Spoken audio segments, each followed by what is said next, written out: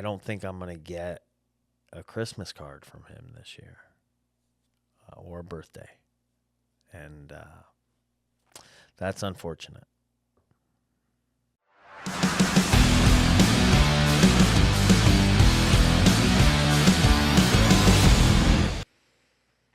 CM Punk, Phil Brooks. That is something that I know when we've asked on the channel what things people would like me to talk about. That's been one of them, and the reference is for certain. It's the match that I had with CM Punk in All Elite Wrestling. I've worked everywhere in modern day professional wrestling. I've been fortunate enough to work for Pro Wrestling Noah, to work for Ring of Honor, to work for New Japan Professional Wrestling. I worked for WWE, the pinnacle. I think most would agree in our industry is World Wrestling Entertainment.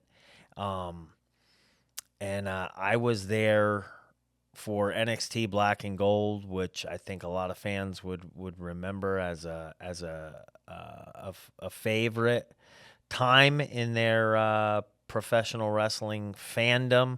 I know for me, NXT Black and Gold will always hold kind of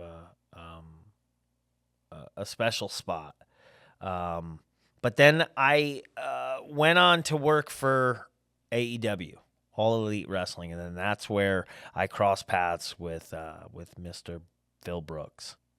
I knew a week ahead of time. We set up this pending encounter between the two of us the week before, and then the following week. Now, I did not know the man firsthand, but I did know him from a distance, having come up through Ring of Honor back in the day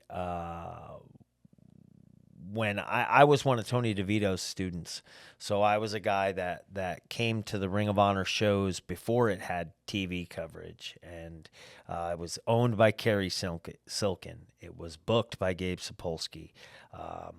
Guys like CM Punk, guys like Bryan Danielson, Samoa Joe, they came to prominence. AJ Styles, these were the guys that you know and love now. And this was before they had that name recognition.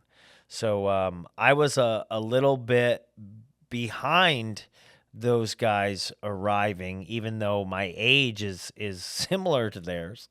I got a later start, so I was one of DeVito's quote unquote kids at that time. So I knew of CM Punk from a distance, but this was going to be the first time that I encountered him personally and got a chance to an opportunity to work with him, to do our business alongside him. The first encounter, which was the setup, I believe it was Anthony Green I wrestled, and I was taking my liberties, and Punk came out and ran me off. Simple, traditional pro wrestling angle setup for the following week. The following week, I arrived to TV, and I am off to Mr. Brooks' locker room. His locker room was separate from everybody else. So I went there to put any thoughts together for our match that evening. We talked about a few things. I was getting changed into my gear as we were doing this. I remember came together pretty easily. Yeah, we had an idea of what we were going to go out there and do, and then it was time to, go out there and do it. We exchanged what I assume were well wishes to one another. We went out, we hit the ring. I think, dare I say, like our chemistry wasn't bad. I remembered him from my days coming up that like when he went out and just wrestled, like he was actually a decent wrestler, a pretty marginal athlete. I think he was very awkward, But as just a pro wrestler, like I didn't think he was bad. Where I thought he dropped the ball quite a bit was when he attempted to do more of a martial arts based thing, which him coming back to pro wrestling after the years of being away, I was actually a little surprised that that's what he was coming back with, because when he fought in the UFC, I think he, represented our sport pretty poorly. Um, I don't think the man's a very accomplished martial artist, and that just is what it is. Um, in our match, I was definitely, being a martial artist myself, I definitely was including some things, and it did appear to me that like he was gonna do some of the same things, which, uh, I sure, let's let's do it. Um, like I said, I think the match itself, our chemistry wasn't bad. Um, what everybody's interested in, what everybody wants to talk about, is the ending of this match. Um, when the match ended, I was putting Phil over. In our industry, that's doing the job, that's doing the honors, that's, you get paid to win or lose. So you go out and you do your job, or you do the job. And I was set to do that evening, and planned on doing it. Um, in the moment of the pin, um, he squeezed my arm, or my leg, or I don't, to be honest, it's all this time ago. Like, I don't remember exactly what it was, but it's what we call in the industry the office or the Iggy. And you generally do it to get someone's attention. So now try to picture this, like, follow me on this. When you do an Irish whip, and so that's when somebody gets whipped to the ropes and then they come back, right? So picture this, y'all. You're all wrestling fans, so I know you can do this. Picture like you're both grabbing each other by the forearm, right? So it's doesn't need to be spoken. If from there, if I give you a little squeeze, that's what's affectionately known as the office or the Iggy. And all that means is I'm telling you to reverse me. So this has then multiplied over many iterations to mean quite a few things in this industry. I know sometimes you'll have a good match with somebody, and on the pin, you give them the Iggy to let them know, like, hey, I appreciated that. Like, thank you. There's different kinds of Iggies, as crazy as that sounds. But the Iggy that I got in that moment was as if he was trying to get my attention. And now I don't know what it was or why it was, but in that split second, I had an opportunity to, for lack of a better term, shit or get off the pot. So it was like, okay, why is he trying to get my attention? And I let it pass. Or do I do something to change the outcome of what's happening and acquiesce to, like, okay, what are you trying to get out of me? There was not a lot of time to think about this. So it was like, do or don't do. And I did. And what I did was kick out. Knowing, like, okay, if this wasn't what the intention was, like, pick me up and hit your move again, or whatever you want to do. I don't know. It was an instance where, I did not have a lot of time to think, so I kicked out. I know after the fact, a lot of people have said that, like, I was going into business for myself, et cetera, et cetera. I can confirm for you that certainly has nothing to do with what my mindset was at that time. But it was what it was. After the match is when I have a hard time respecting my opponent after that. When we got to the back, obviously something happened. There was a mistake of some kind. So when I got to the back, and my expectation was that like I would encounter my opponent, we would discuss, I would apologize, or at least own what happened. That opportunity was not given to me. What was given to me was Mr. Brooks in the ear of Tony Khan, who was the owner and booker, is the owner and booker of AEW. It was obvious to me that they were talking about me because they were looking at me and talking. So I approached the couple.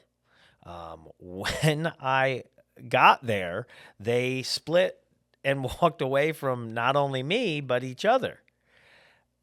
After that, I had to go back to the locker room, not the boys' locker room, because he didn't change in the boys' locker room. So I went back to his locker room to get my gear bag, my things.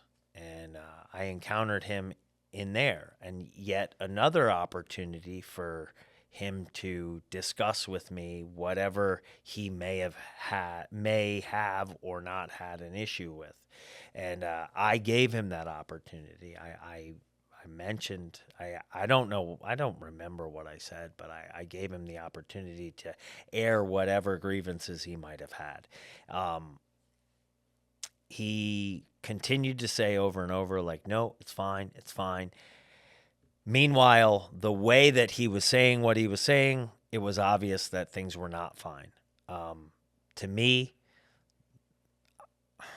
it's super passive aggressive, and it's not the way it's not the way masculine people handle business, and in that moment, I start to feel like, okay, I'm a pro wrestler way down on the list. I'm a father before I'm a pro wrestler. I'm somebody's husband before I'm a pro wrestler. I'm somebody's son before I'm a pro wrestler.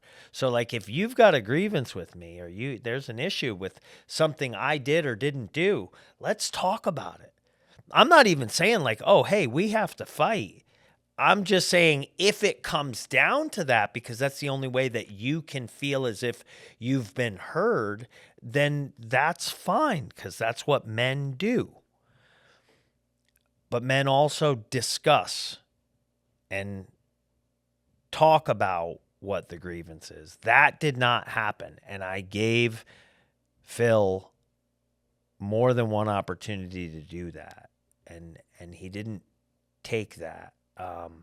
So that for me, I lost some respect for the man at that time, because if you're going to have a problem, the quickest way to get a resolution to your problem is to go to the source, not to go to the booker, not to go to anybody else. Go to the source, and the source came back to your locker room, and you could have handled it there, but you didn't. So I think it kind of comes down to like, okay, so forever hold your peace, because if you're not going to say it to the person, you kind of disqualify yourself from airing the grievance at all. But that's not what happened. So I don't know. That's what I was thinking and feeling in the moment.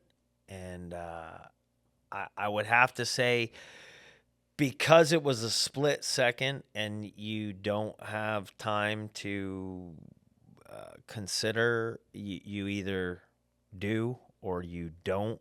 I'm not sure if presented with the same scenario, wouldn't do the same damn thing. And I guess my claim to Phil would be like, own your part of it. You iggy'd me. I don't know why. but I guess it's neither here nor there. Um, I didn't do it to go into business for myself. It was a misunderstanding, and misunderstandings happen, especially in any competitive line of work. And then it comes down to the way you handle things afterwards. And I don't know. In my opinion, he didn't handle things afterwards in the best way he could have. Months down the road, there was an instance on TV when I was tagging with Kyle. Now we were Red Dragon with AEW, and they got us into a scenario with FTR. We had really good chemistry with FTR. We had worked with FTR in NXT once or twice. I think once, but I think it was a very good pairing. And so looking forward to it. Whatever it wasn't necessarily a match, but there was interaction between the four of us. We got into it. It got very physical. Dax and Cash, they worked snug, which was exactly how Kyle and I liked to work. And they were snug that evening. We got into a bit of a pull apart, and I had remembered from maybe a couple weeks prior where we worked a tag team battle royal, and Dax really was very, very snug with me in that match, and I take no offense to it. I like it. However, you have to give as well as you're going to get.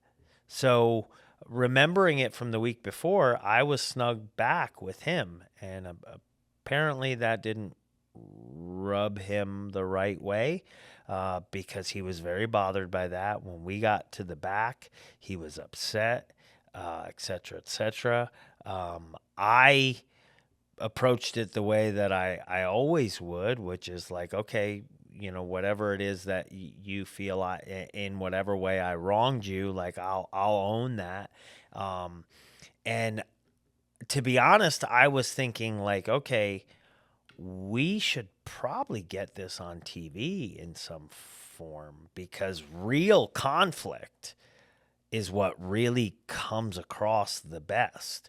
And Dax being a professional and me being a professional, like I was confident that like I'm not gonna go too far or take it to a place where it shouldn't be, because at the end of the day it's about business.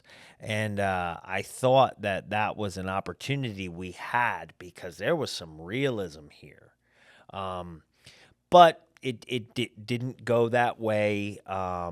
Things were heated in the locker room. There was a couple instances of potentially Dax and I heading out to the parking lot, but I don't think there was any.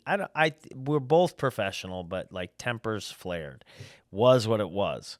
After the fact, here's where Phil comes into the story.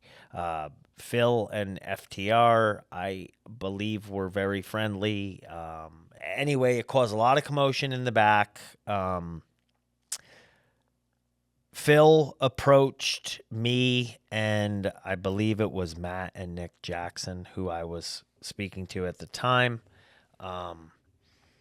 And he approached me to say something along the lines of, not being so aggravated and not being loud or opinionated or so. I don't remember what it was, but it was in my opinion, it was a very like locker room leader-esque role that maybe he bestowed upon himself, but for me, he was not a leader.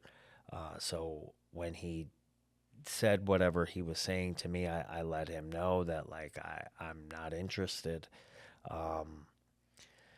He took what seemed like offense to that. but again, was very passive aggressive about the way that he handled it, and it just, again, it went by the wayside. It was what it was, um, and yeah, I don't think I'm gonna get a Christmas card from him this year, or a birthday, and that's unfortunate. All right, y'all. I gotta express just extreme gratitude. Like, I'm a Christian, I have a servant's heart, or at least I'd like to think I do. And so I am forever grateful and indebted to y'all for coming here, for coming and checking us out. Um, I will always take that into account and I will never take it for granted. So please click the subscribe button.